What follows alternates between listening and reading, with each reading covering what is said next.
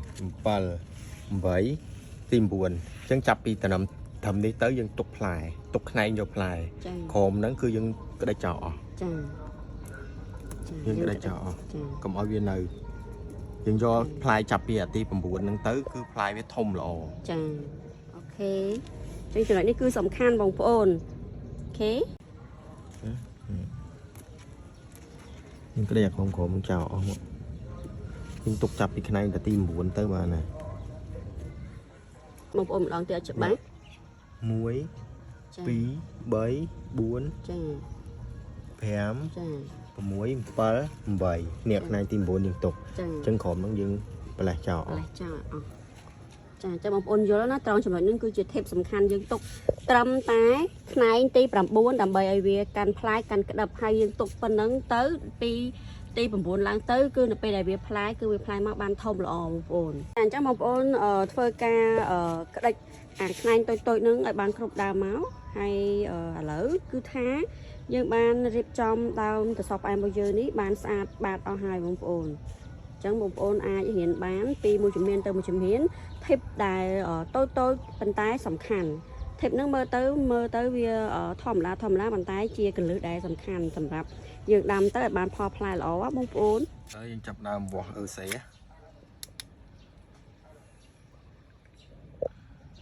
សេវា1900ហ្នឹងគ្រប់គ្រាន់ហើយអត់បញ្ហាទេព្រោះអីខែហ្នឹងខែក្តៅខ្លាំងអញ្ចឹងយើងដាក់ទម្លាក់វានៅកម្រិតទាបបំផុតអាស្តង់ដារវា2000ប៉ុន្តែជាទូទៅ1900ហ្នឹងអូខេហើយ1900ហ្នឹងគឺអាចដាំបានហើយខែក្តៅវាស៊ីទឹកច្រើន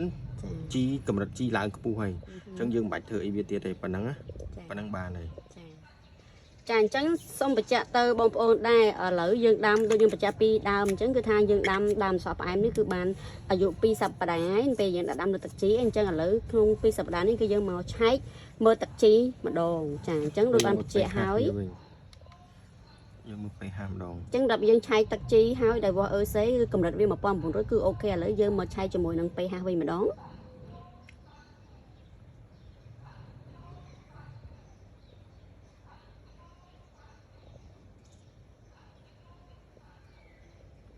pH វាក៏អត់អីដែរ6.3 6.2ហ្នឹងគឺល្អ6.3ល្អបំផុតហើយហ្នឹងមានថាទឹកជីនេះល្អទឹកជីនេះអត់ធ្វើឲ្យ pH យើងប្រែប្រួលឡើងគឺចុះទេកម្រិតល្មមហ្មងជីហ្នឹងពី6.3 6.2 6.3ល្អចាអញ្ចឹងយើងបាច់ថែមអីទាំងអស់ចា ចាអញ្ចឹងយើងអត់ថែមអីទាំងអស់បងប្អូន pH ក៏ល្អទឹកជីកម្រិតទឹកជីក៏ល្អនិយាយទៅគឺថាទឹកជីសម្រាប់ដាំយកផ្លែនេះគឺល្អខ្លាំងមែនតើពួកខ្ញុំគឺដាំបាន2សប្តាហ៍អញ្ចឹងយើងមកឆែកម្ដងគឺថាទឹកជីវាមិនល្មមហើយឫសយើងក៏ដុះបានល្អ pH ក៏ល្អដែរអញ្ចឹងសម្រាប់ទឹកជីដែលបងប្អូនចង់យកទៅដាំប្រភេទពពួកយកផ្លែចាអាចឆាប់ចូលភ័យបានពួកខ្ញុំគឺមានលក់បងប្អូន ចន្លោះ6ទៅ8ចាឥឡូវធីបមួយទៀតបង្ហាញជូនបងប្អូនគឺ អានេះវា ចន្លោះទឹកជីទៅរឹសបងប្អូនទៅគល់រឹសដែលជាប់មួយអេប៉ុង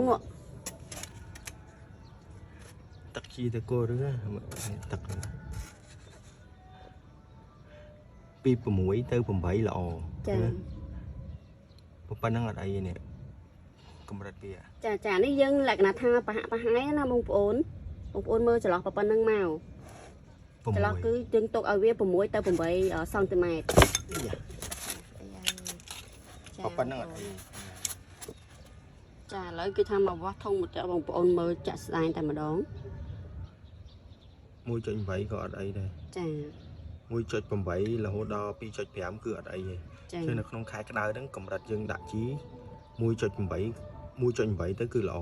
ចា បាច់ឲ្យឡើងនៅពេកទេវាក្តៅដល់វាក្តៅវាស៊ីទឹកច្រើនទឹកជីវាស៊ីតិចទេ ចា នេះ 1.8 1.8 ជាងកន្លះជាងអត់អីទេ អញ្ចឹងបងប្អូនយើងដាំប្រហែលធុងគឺយើងត្រូវវាស់កម្រិតទឹកជីឆែកទឹកជីយើងទាំងអស់ធុងហ្នឹងណាបងប្អូនបណ្ឌិតវាឲ្យបានគ្រប់ធុងហ្នឹងមក អានេះ6សង់ទីម៉ែត្របាននេះណា